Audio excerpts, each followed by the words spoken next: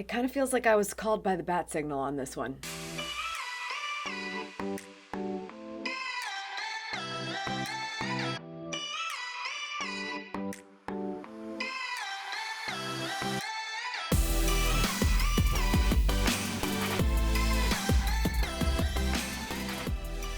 Good morning, good life. Welcome back to Amy TV, where we come together to help you go after the life you want. This is a very spontaneous video right now. I just kind of thought, yeah, a lot of people need help on this at the moment. We're living through a very interesting time right now where a lot of people who are able to are being asked to work from home due to a virus that is completely spreading all over the world and risking the health of a lot of people. For those people who are able to work from home and were asked to do that for the coming time period, it probably sounded pretty cool right at first, right? Like, oh my God, what? I get to do everything at home in my yoga pants while Netflix is on TV. Yes, thank you. I've been waiting all my life. Okay, but then you do it and it's a lot harder than it seems. So I wanted to be helpful on this today so that you can get something done. And I have 10 tips for working from home, especially for those of you who are very new to this territory. Just as a side note, we at Gatlu House and Aftermark, businesses that I own with my partner Vincenzo, we decided everybody needed to work from home because we are pretty much 100% capable of doing that in the way that our business works, or at least how it's working for the time being. So I actually brought my staff in on this conversation to see what they had to say about this sort of new situation they've got going on with working remotely. So I definitely want to dig in on some of these tough topics that they brought to light today. If you're new to this channel and you have a feeling that time management tips are going to come in real handy for you, I definitely recommend you subscribe to this channel and turn notifications on because we make new videos about that all the time. Number one, start the day on your terms, okay? You've got to have some kind of a morning routine that makes you feel like you're getting your stuff together, not just rolling out of bed to get on your laptop to report to your first email. This is even more possible now because you don't have to allocate time to commute, ideally. And so making sure that you have those steps that set you up for success before you're going to dig into work is really important. One of those steps is to put pants on. Okay. Shout out to my assistant Leela, who said getting out of your PJs and actually putting on clothes is a challenge when you are working from home. Believe it or not, how you dress for success, even when you don't have to report to the office to show off what you have on, if it's just for you or a video conference call you're going to have to do, will help you to approach the day a lot more ambitiously. So as you're thinking about your morning routine for tomorrow, also put out what you plan to wear so you don't end up in your yoga pants all day long. Number two, choose a designated place to work. For a lot of you, the obvious thing is going to be your kitchen or dining room table because you might not have a home office. If you have a home office, fantastic. If you have the option to choose a place where you can sit properly at a desk with all the things that you need in front of you and can shut a door, that is ideal. Bonus points if there's not a TV in that space, because we'll get to that later. That is going to be a really hard thing to resist. Just like you would go to the office and sit at your desk, and that's your desk, and that's where you work, and that's where you do the things and get into the mode, you need to find the space that's going to be where you get into the mode of work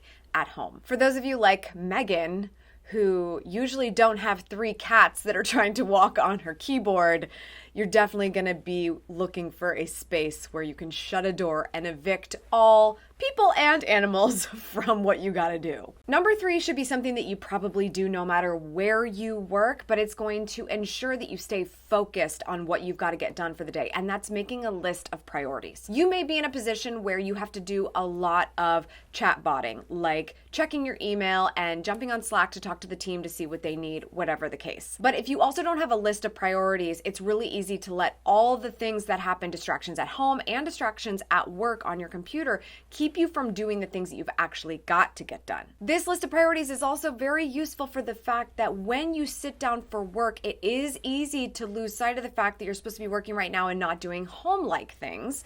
And so knowing that your clock in and your clock out relies on the fact that you get things done, that list of priorities is going to push you through those moments. You're not going to get everything done. Lists are unending. So scheduling the time for the things that you would like to get done today is also important. I highly recommend you check out my calendar blocking video we just put out last week. If you think that time management is the main issue for you with working from home and you have a lot of control over what you get done, as long as you reel it in on the distraction side of things. This is also going to make you feel a lot better when you think, oh man, I didn't get everything on my list done. Because we never get everything on our list done, okay? The list is unending. Number 4 is hugely important because it goes for literally everyone and everything in your life, and that is to communicate. So there's gonna be issues at home with communication. There's gonna be issues virtually with your team, with your staff for communication.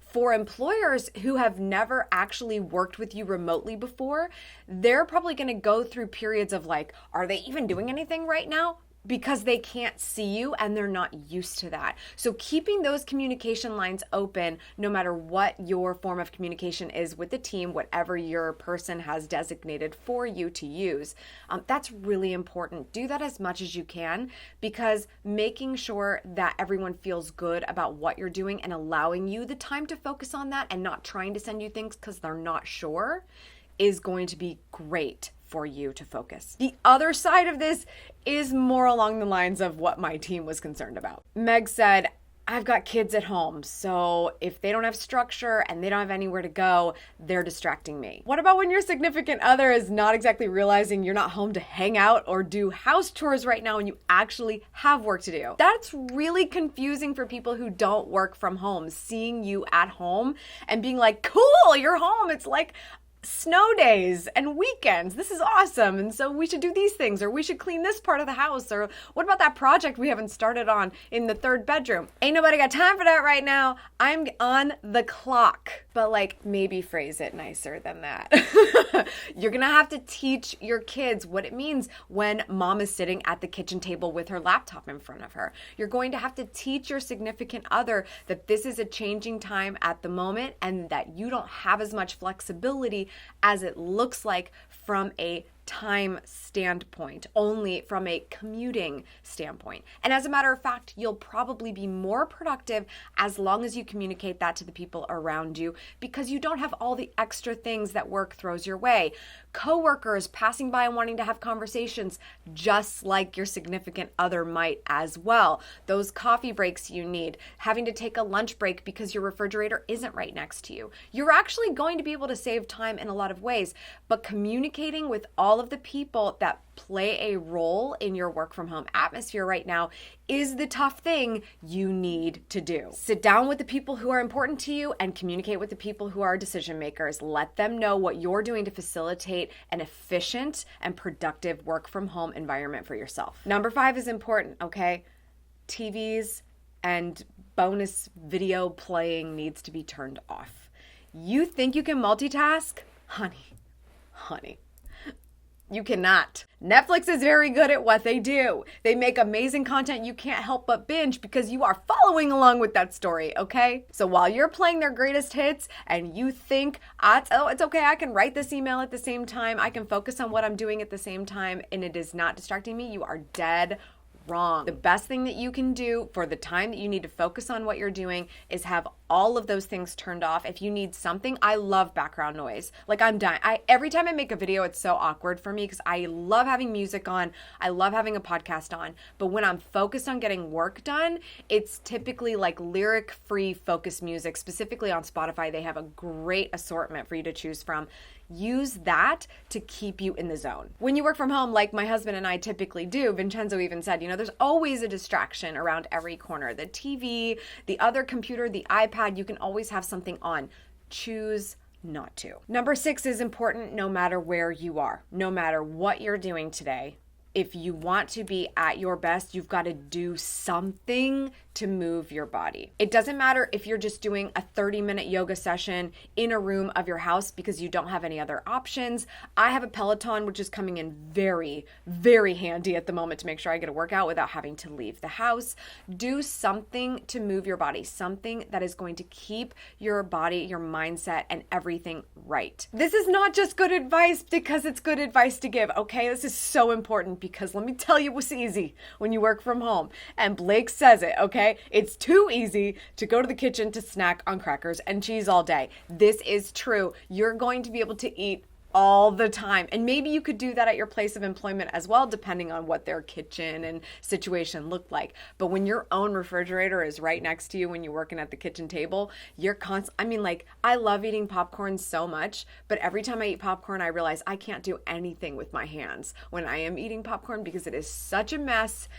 You can't get work done when you're eating all day long, and you gain more weight because you're sitting at home all day working. If you get a workout in the morning, your focus is at its peak. You are not thinking about eating as much. You're feeling healthier, and you're going to dive into what you need to do. And when you make time to take that lunch, you take the lunch. But if you don't want to be constantly snacking all day for the inevitable future that you will be working from home, you need to reel that in, and it starts with moving your body. Number 7 is to schedule breaks. This includes your lunch. When are you taking your lunch? Do not sit at your computer when you're taking that lunch. Go sit someplace else or switch gears of the kitchen table. Computer needs to be out of here for lunchtime. I am only eating lunch right now. If you can eat somewhere else, cool. It's completely up to you, whatever your options are. But if you do not make the time for these breaks, you're just going to be sitting nonstop, probably at your computer for 10 hours because you'll lose track of time. And that is not good for your productivity either. You need to have mindset resets throughout the day. Something I highly recommend is the Pomodoro technique, which is basically 25 minutes of work straight and a 5-minute break. And then after every 4 or so, you get a longer break. And then you schedule your lunches accordingly. When you are super focused, when you tell yourself, I have to sit here and bang through this for 25 minutes and that's it, then I get to take time off, walk away, take a call, play a game, whatever. You can do whatever you want for that 5 minutes, but you need to have that time. I also love just having little kitchen timers. These are my favorite time cubes. These help me to stay focused so much when I'm like, okay, Amy, you just got to do this for 30 minutes, turn everything else off, get it done. If you need a little timer to tell you what to do, get it. And do not use your phone. Your phone is the biggest distraction of all time. I'm not even going to add this as a tip because you need to make this decision as it is based on your workflow. But your phone is a distraction and you need to decide, is it not even in the same room as you? Is it on do not disturb? Is it on airplane mode? What do you do with that phone? And can you use it on your breaks? Yes, of course, but likely it is not going to keep you in the zone when you are doing what you need to do. It's probably very likely if you're on your computer, you don't actually need your phone. You have everything you need right there. So that's enough of a distraction. Get the phone out. Number 8, I recommend that you practice video conference calls before you take any. If you have never taken a video conference call, or at least you don't do it very often, especially at home, because you are typically available for meetings in the office, you're gonna wanna know how you're being perceived, okay? If you're sitting in your bed with a blanket on you, you don't exactly look prepared for a meeting, okay? Nobody wants to see that. If that's what you have to do to get work done efficiently, cool.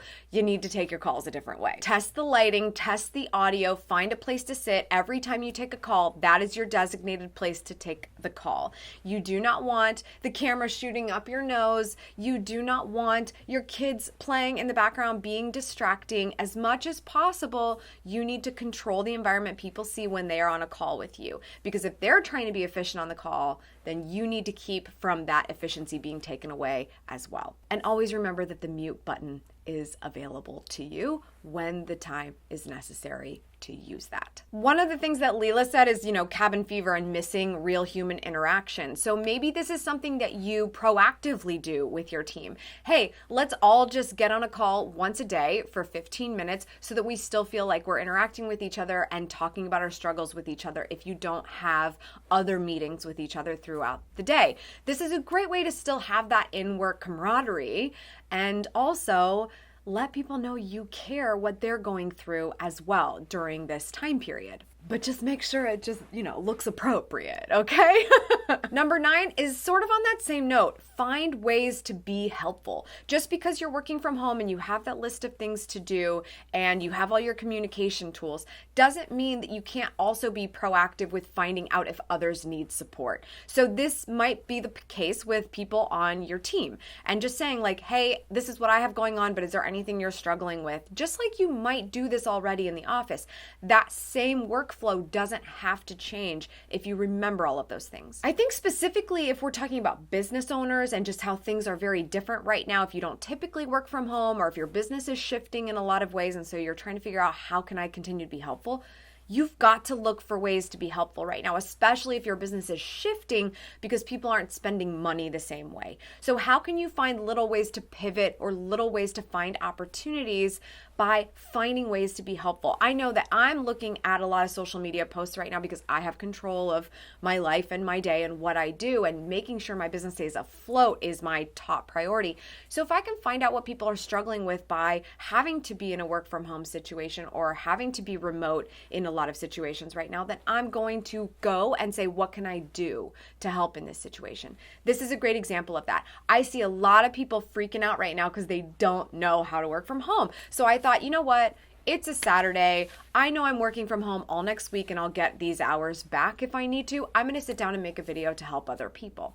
That's one example of that. Please be looking for ways to be helpful. Don't go to sleep at this moment in time, whether you work for someone or not. Making sure you have your financial situation in front of you after this situation changes is vitally important. So proving your worth is a very good idea right now. And number 10 is important all the time,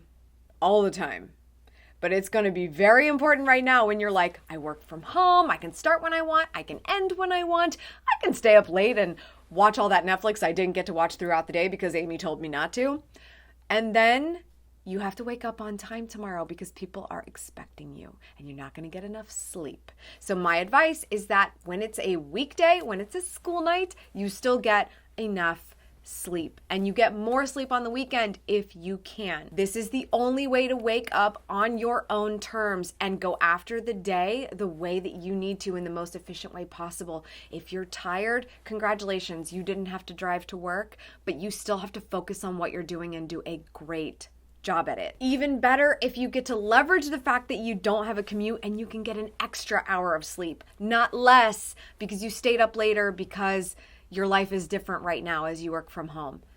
Get 7 to 8 hours, no matter what. Just a quick bonus tip, if you are struggling with the morning routine side of things, or getting enough sleep, or structuring your day to go after the life that you want, I highly recommend you check out my latest book, Good Morning, Good Life. 5 simple habits to master your mornings and upgrade your life.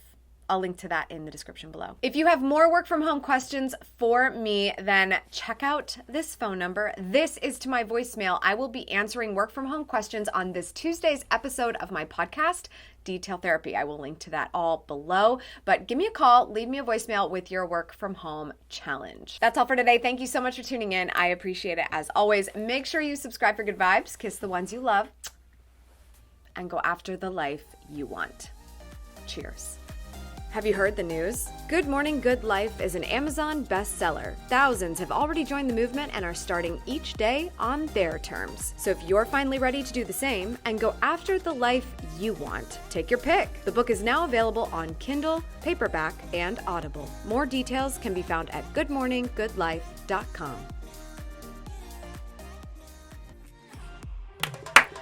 Hello. Oh no, that's number 4. Shoot, dang out. Oh, forget that part. I don't want to say that.